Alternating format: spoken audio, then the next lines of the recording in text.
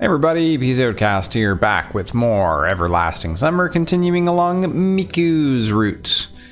A heavy silence fell. No matter what's going on in Masha's head, at least she can always keep the conversation going, even if it's about grasshoppers. I imagined her talking about her hatred towards these hellish creatures who dare not only to plague this already imperfect world, but also keep chirping all night long, this time interrupting your own inner rest and gentle soul. Olga approached her table. Ready for the night shooting? Night shooting? It's not like we've even completed the first scenes yet. And you also mentioned that we're done for today. We have to make maximum use of the time, or else we won't make it at all. I couldn't say that I was completely dead tired, and besides, I had to show at least a spark of commitment to the success of my own project. Alright, what are we shooting? The night scene with Slavia in the woods. Nani nani? Sasha heard that we were discussing her character and jumped in. Just please, began Olga in a strained voice. Stick to the script this time. Oh my goodness. Wakiri Mashita? I have no idea what that means either. I don't even know if that's how I'm supposed to pronounce it. And stop that already. She gritted her teeth and turned around and left us. What's that scene about? Haven't you read the script at all? Of course I haven't, said Alyssa proudly. I'm more than okay with just reading the scenes where I appear. I wasn't going to trouble her with meaningless talk about the necessity of getting the whole picture to fully understand one's character. I'm watching Slavia dancing by the side of the lake in the woods. Nah, it's so romantic. And she strips down in the process. Nah? Sasha stared at me with a look of incomprehension. The meaning of my words dawned on her after several moments. Strips? Relax, not completely. Well, if it's gonna be you, she blushed. Sure, seems like this girl has not only been watching too much anime recently, but also is not the smartest one by birth. Just why did Olga cast characters like this? As for me, I'd rather cast Masha to play Slavia and Sasha as Miku. Anyway, it's up to the director to decide, and Olga is the only director we have. By any chance, will there be that? What? Sasha gave Alyssa a blank stare. No. What do you mean? Nothing at all? Not in this scene. So you will be doing that later. Alyssa showed off a sharp grin. If it sparks your curiosity so much, you should go and read the script already. Nah, I'm not curious at all. Alyssa got up from the table. Okay, I'll be going. What is that all about? What is that? It's nothing. Go get yourself ready. The sun's already setting. Nah. Sasha got up and dashed to the exit. I finished my plate of potatoes and gave a heavy sigh. Well, at this rate, we won't manage to shoot even half a movie. I guess we can just put the to be continued at the end and turn everything into an epic saga created by the students of a third-rate local cinema and television college. Suddenly understood that really I don't care anymore. Ready? I turned back and caught sight of Shirak. It's not like I have anything to prepare. Do you think you can manage these night shootings? Oh, somehow. Let's get going then. It's finally become colder in the evenings. Too cold, I'd say. I was sitting on a stump trying to keep myself warm in my thin top while others were aligning cameras and lights. Why should I be doing this stuff anyway? It's not like I even have a part in this scene. Masha was setting up a light reflector cloth between the trees. Who else? We're always short on manpower.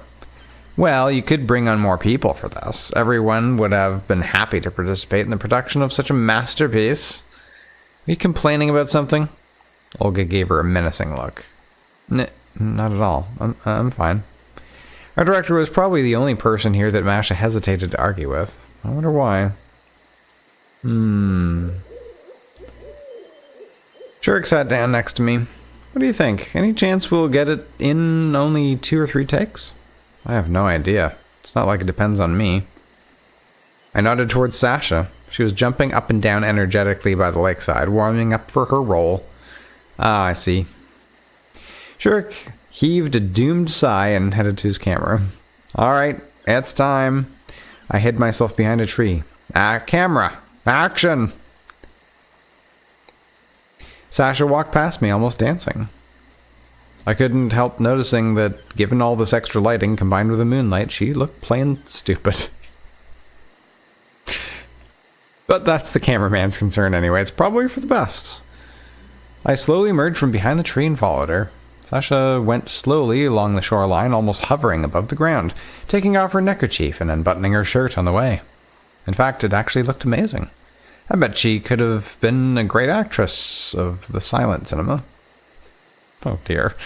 Soon enough, Sasha disappeared in the woods. I took a few moments to space out at the shoreline and then started to follow her. Cut! Sasha immediately dashed back from behind the trees. So? How is it? Excellent. Perfect. If only you could perform like this every time, on the first take. Then we'd have it all finished in time.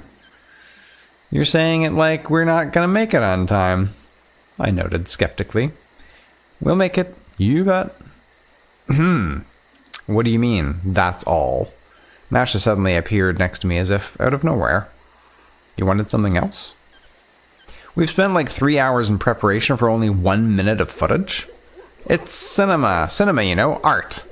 One can be hunting a single shot for years. One could keep shooting a 5-minute movie for decades. Olga looked particularly funny, waving her arms like that. Sure, mumbled Masha in a wasted voice. That's it? Yeah, that's it for tonight. Then good night, everyone. She threw the piece of reflective cloth to the ground and hastened off towards the camp. I quickly mumbled my goodbyes to everyone, grabbed a script printout, and rushed after her. Hey. It was at the square that I caught up with her. Oh, now what do you want? A look of extreme fatigue was on Masha's face. Her face. Maybe you want to take a short walk before you head off to sleep? Why would I? She glanced at me, apparently misunderstanding me. Well, it's still so early. I bet you wouldn't even think of going to sleep at this time in the city. In the city. This isn't the city here, you know. Here 3 days count for 1. Oh, come on, it's still early. Fine. She gave me a bright look and smiled. Just not for long. Ma'am, yes ma'am. Why do you carry that all the time? She pointed to the stack of paper I held in my hands. Well, you never know what might happen. Shortly after we arrived at the beach. What a lovely moon. Masha started to strip and dashed off towards the river. I don't know what I was expecting because she had a bikini on under that pioneer uniform of hers. Fascinated, I stared as she paddled her legs in the water, which caused ripples to splash around her. So you're still able to have fun, I shouted. She threw me an offended look, came closer and sat down next to me. She has the exactly same colored bikini as her hair. That's color coordination for you. Yeah, it's like recently you all think that I'm just an old hag. Of course you're not. But you're still one hell of a moaner. I guess I have my reasons. Not sure, I don't see any particular ones. Masha got up and moved several feet away from me. Oh, come on. Don't come on me, it's just... One can't be such a what? You never see anything. She put her head down on her knees and added quietly, and you never understand. Yeah, that's me. Cold-hearted, dumb and dull. Masha gave a barely audible laugh. Yeah, exactly. Let's go swimming. It's cold in there. It won't take long. Oh, okay. Meh. Water was surprisingly warm, so indeed we were hardly going to freeze. I sat down at the towel that somebody had left behind and took a deep breath of the soft night air. Whoa. Masha lay in front of me and rested her head on my lap. Am I disturbing you? Not at all. I just felt kind of tired. She looked straight into my eyes, but I averted my gaze. Why can't it all be the same as before? How so? Come on. That was a joint decision, you know. But nevertheless. She put her arms around my waist, and I felt even more ill at ease. Why have we come here in the first place? To shoot a movie. I tried to put it off with a jest. Still, if it wasn't for you, I would have never gone to this college in the first place. We could have already... She sighed. But now... I still think that digging up the past in this context is hardly a good idea. You might think so. As for me, I still think that we should have... But you were the one who wanted it in the first place. I never wanted it, said Masha resentfully. Oh yeah? So it was me who insisted? Yes, it was you. She turned away but didn't get off of me. You're always like that. You don't like this. You don't like that. Why can't you just adopt a simpler approach to life? Take a look around. It's a splendid summer. It's a beautiful night. We're shooting a remarkable movie. In fact, everything's great. Do you really believe all that yourself? Her question was indeed one worth asking. I do, kind of. It's not like everything's always ideal, but what's so bad about it? Everything is bad. She seemed ready to burst into tears. This stupid camp, that script of yours, everything is bad, and you're not a child anymore. You could have already started a family, gotten a job. Hey, we discussed it all like 1,000 times. Yeah, and you broke up exactly because of that. That was your call, mind. Precisely because your everything is bad attitude. Oh, but you go like everything's great to make up for that. Only fools rejoice about everything around them. I'm not rejoicing, or rather I'm rejoicing about things that are worth rejoicing about. I like my work. I find pleasure in films. Do I really? So that means you didn't find pleasure in me? She got up and leaned against my chest. Maybe we shouldn't. What's the matter? Don't you want to? I couldn't make my mind up on how I should reply. On the one hand, I didn't want to open old wounds, but on the other hand, I clearly understood that I'm not in a position to refuse. And by now, I didn't care if someone who might not be sleeping might see us. But why? What comes after? Who cares? Well, in that case... The gleaming moonlight reflecting in the water droplets on her bare skin, the sticky sand, the chill of the summer night, and the heat of her body, heavy breathing and gasps of pleasures, everything passed in one brief moment. Guess it's time to sleep.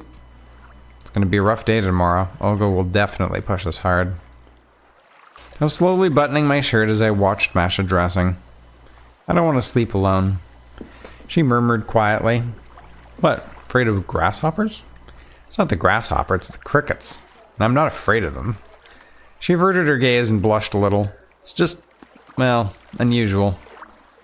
I might have gotten used to it given the amount of time. I suddenly thought that there was nothing wrong with this idea, especially given everything that happened. Okay. But where? Masha gave me a questioning look. There are a couple of unoccupied cabins reserved for further scenes. Well, we could use those props for a while, I guess. Let's go. She smiled, got up, took my arm, and we slowly headed to the square. Wow. So we banged Miku. I mean, Sasha. I mean, whatever. An irresistibly blinding morning glare struck my eyes. I wasn't able to stretch. Masha was sleeping on my left arm. I barely managed to pull my limb from under her head and massaged it for a long time, trying to restore the blood flow. Scratching my stubble, I reached for my shorts and found my cigarettes. Perhaps we shouldn't have gone that far yesterday after all. Now she definitely won't leave me alone. Well, probably not. It's not in her nature. But a bad aftertaste will still remain. and now she has an argument to scold me with. If I just give her one chance to. Yet another argument. It's not like she's short on them. Unable to find the cigarettes in my shorts, I thought I must have left them behind in my cabin, so I clumsily dressed and went outside. Oh lord, let it rain at last. It's impossible to work in such an oven. And it's like this day and night and day. Rubbing my eyes, I plodded down the trail and didn't notice somebody coming until they ran right into me. It was Router. Hey, Semyon. Hi there. I shouted after him. Finally, I came to the cabin, opened the door, and entered. Olga was inside. She drilled me with her gaze. Would you care to explain? What's the matter? Where did you spend the whole night? She looked more than menacing. I was with Masha, and what's the problem? After all, everyone got it already, so it makes absolutely no sense to hide it. With who? Olga gave me a surprised glance. With Masha, I repeated calmly. We don't have any Mashas here. Now it's my turn to be surprised. Semyon, your behavior is unbecoming of a true pioneer. Are we shooting it already? But where are the cameras? I grinned. Semyon? Oh, come on. I headed to my bed and opened the drawer. However, my backpack was in there. Have you seen my backpack? A backpack? She looked at me in surprise. Yeah, I was here. But you arrived here without any luggage. What? I broke into a silly smile. And I still haven't finished yet. Olga, I get it that you're in the finest of moods this morning and you have an eagerness to joke around, but how can I feel fine when a pioneer, a future Komsomol member, is acting like that? A pioneer, Komsomol member. Something's definitely going wrong. Olga, have you slept well? Are you okay? How dare you speak to me like that? What's your problem? To sum up, you need to be at the lineup in half an hour. As for me, I still need to find Miku. Miku? Looks like they just want to play a prank on us. Ma'am, yes ma'am. I saluted and marched out of the cabin. I have to go and tell Misha, share some laughter with her. I vigorously pushed the cabin's door open and ran in. Masha, you won't believe what they've... Masha was sitting on the corner of the bed with an absolutely pale face, wrapping her arms around her legs. What happened? I leaped to her side. Lena just came in. Lena? But she wasn't planning to come for another 3 days. It wasn't our Lena. It was just something that looked like her. Masha was trembling and an expression of horror was in her face. Calm down, let's take it slowly. She was talking about some kind of lineup, cleaning up the grounds, about the library, about the music club. Her breathing became rapid, and it wasn't a joke, I'm sure of it. I recalled the recent conversation with Olga at once. Okay, calm down, I still haven't got a thing. It wasn't our Lena, it was the Lena from your script? She raised her tear-filled eyes to me. I understood right away that this wasn't a joke, and my courage vanished. That's ridiculous. It can't be. Though, recalling the conversation with the director... No, I'm sure. She threw herself into my arms. I tried to calm her down. We have to think logically. It's just them trying to pull a prank on us, that's all. I was just talking to Olga, and she's what? Also looked unusual to me? Nah, I can't just say that to Masha. In the end, they'll have their laugh and then quit. No, something's happened. Something horrible. I'm sure of it. Masha was sobbing in my arms. Okay, let's get down to it. Let's talk to someone. For example, to Router. He surely isn't the main stand-up comedian in our hood. To tell the truth, at this point I was interested myself in finding out what kind of joke this was. One that can bring Masha, who's always calm and prepared for everything, to hysterics. Okay. She wiped away her tears and got up from the bed. Calm down now? I'm trying. Masha smiled faintly. Let's go. We left the cabin. Where to? Olga was talking about some kind of lineup. Let's go to the square. Most likely they'll be there. Masha took my hand, but let it go right away. I chose not to look in her direction because I already knew what expression she had on her face and just headed to the square. Eh. The lineup, if that's the right term for people flocking around the monument, was quite crowded. I didn't recognize even half the people gathered there, and that fact was extremely strange on its own. Olga tried to line them all up. I chose not to linger and went up to her. Olga, you know... Oh, and Miku is here too. She interrupted me. Excellent. We'll talk after the lineup. What lineup are you talking about? Isn't that enough playing games? For God's sake, it's not funny anymore. She looked at me in confusion. What are you talking about? About that? Masha cautiously looked out from behind my back. Olga, it really isn't funny anymore. I don't understand you two. Let's seriously get back to the shooting. What shooting? I looked at her attentively and for the first time realized that perhaps she wasn't joking. Olga was never a decent actress, so I doubt that this expression of surprise and incomprehension was fake. What a mess. Okay, let's assume... Tell us your version. Version of what? They're still blinking her eyes while looking at my mouth. I got it. I grabbed Masha by her arm and headed away from the square. Hey, hold on. Where are you going? We have to find someone less insane. Olga's shouts followed us, but I didn't pay any attention. Ugh. Soon enough, we reached the clubhouse. According to the script, it ought to be right here. Let's go. Masha didn't reply, just followed my lead. I opened the door abruptly and walked in. Ryder was there, as I had expected. What's happening? Oh, Semyon. And you're not alone. Hi there. Have you come here to join our club? It seemed that there was something wrong with him, too. Why aren't you at the lineup? I asked mischievously. Ahem. Well, I've got something to finish here.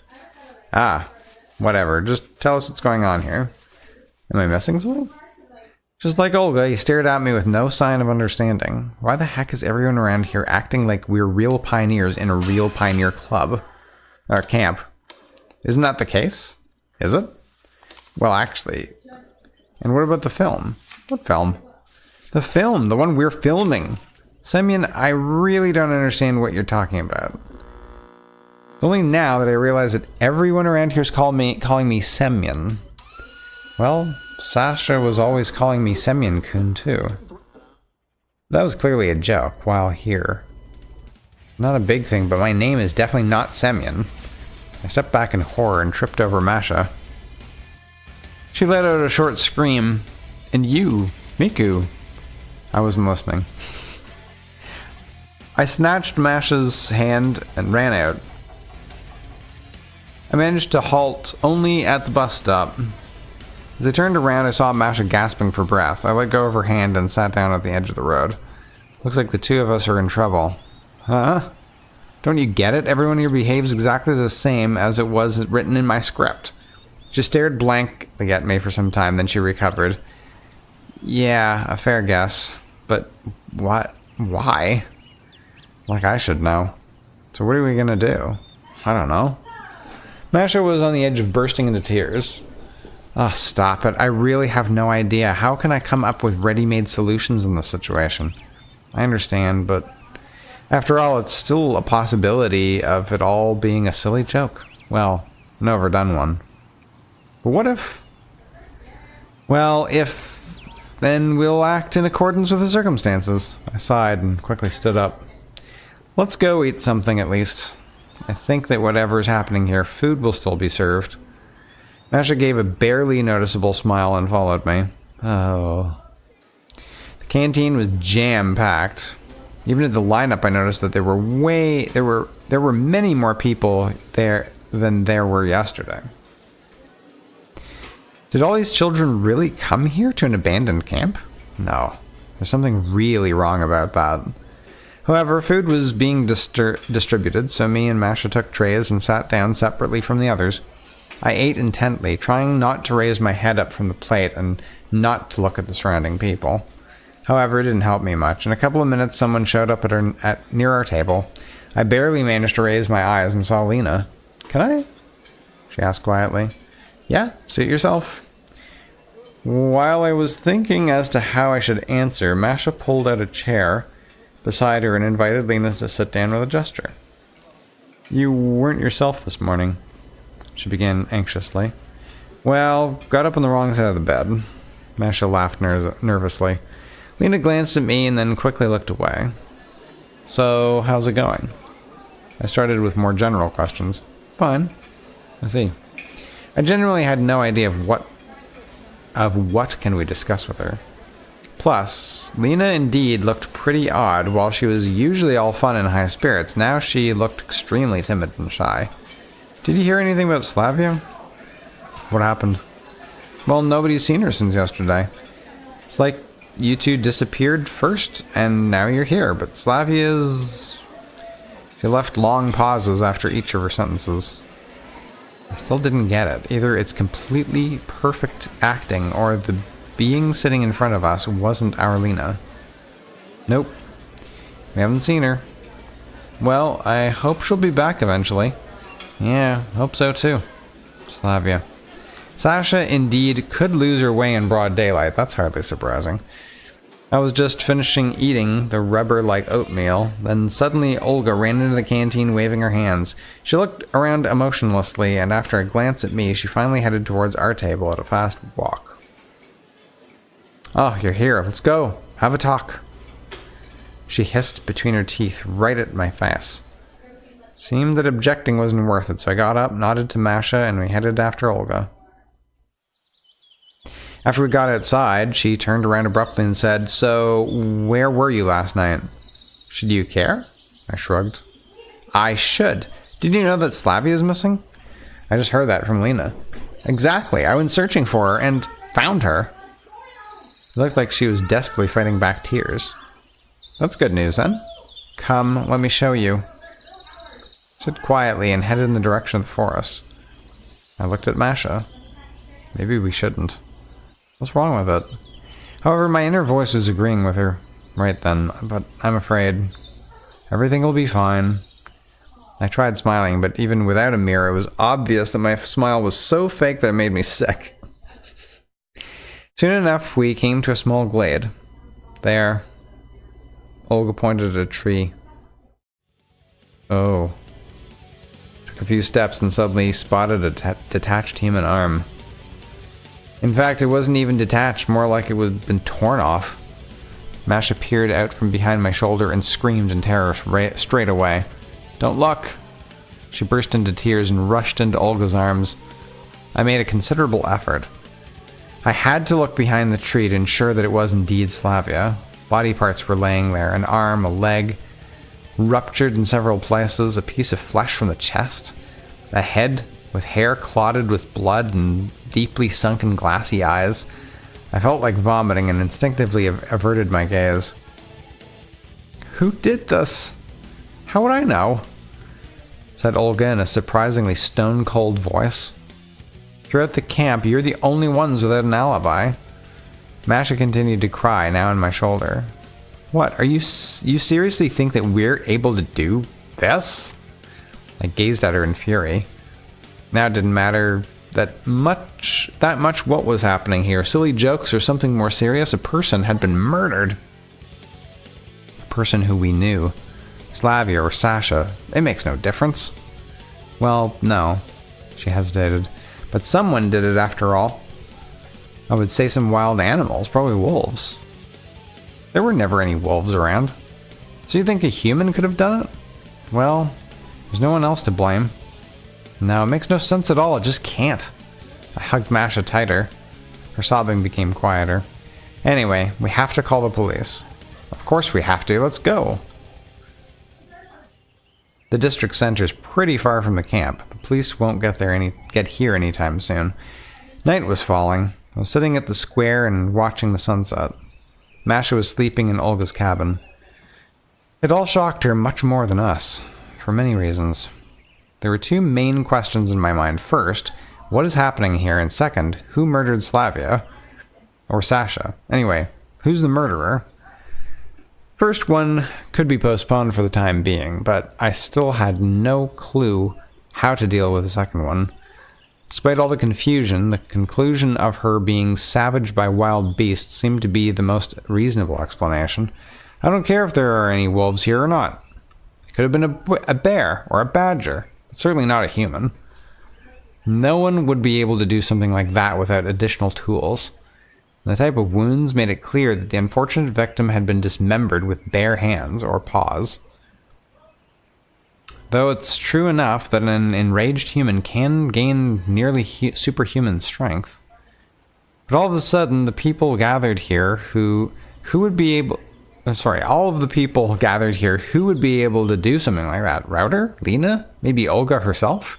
No, that's stupid. But even so, there are many children apart from them in the canteen and at the square. But am I really going to interrogate every single one of them? It's a job for the police. Then what's there to be afraid of? Maybe I'm not afraid for myself, but for Masha. Right, I need to check how she's doing. I was just about to get up when suddenly I sensed someone's presence. I looked back and saw Lena. Oh, I didn't want to scare you. It's okay. Can I sit here? Yes, sit down, please. I fixed her skirt. Yeah, she fixed her skirt with a neat move, sat down, and started staring at the sunset. How sad this all is. Yeah, not much to rejoice about. What do you think? Who could have done that? How should I know? Certainly not me. No, it's not like I suspect you or anything. She began waving her hands in a funny manner. Well, thanks for that. I smirked sadly. But that must have been done by a very cruel, very evil person. Well, not necessarily. Lena glanced at me in confusion. Maybe it was a one-off delusion. After all, in everyday life, maniacs can be the nicest of people. So you're seeing that... Her eyes widened and her jaw dropped a little. That it could have been done by any one of us? Well, I'm not asserting that, that's for sure, but the circle of suspects is quite large. No, none of the children could do that. No one. Anyway, it's up to the police to deal with it. We spent some more time sitting in silence. I was about to leave when Lena suddenly whispered, "Or could you..." What? An unnatural grin appeared on her face. Oh. A devil's grin, so I thought. Could you have murdered Slavia? Of course not. But you two didn't get along very well. Why do you think so? We were getting along just fine. It suddenly became clear that Lena most likely is not talking about me. More precisely, not the me from yesterday. And not the Slavia whose name is Sasha. I was sure about that. No, it wasn't me. Okay, relax. I'm not accusing you. She gave me a look, and for a second her eyes seemed red to me. Maybe it's just a reflection of the sunset. Yeah, that's what it is. I'm glad you got everything right. But it was you who said that everyone is worth suspecting. I didn't tell you to suspect everyone. I meant that we don't know who the criminal is yet. Oh, I see. Well, I hope I don't become the next victim.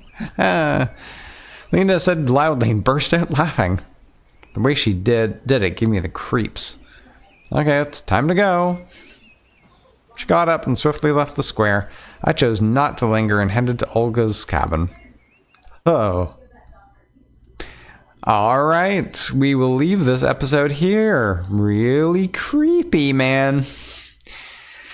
See you next time.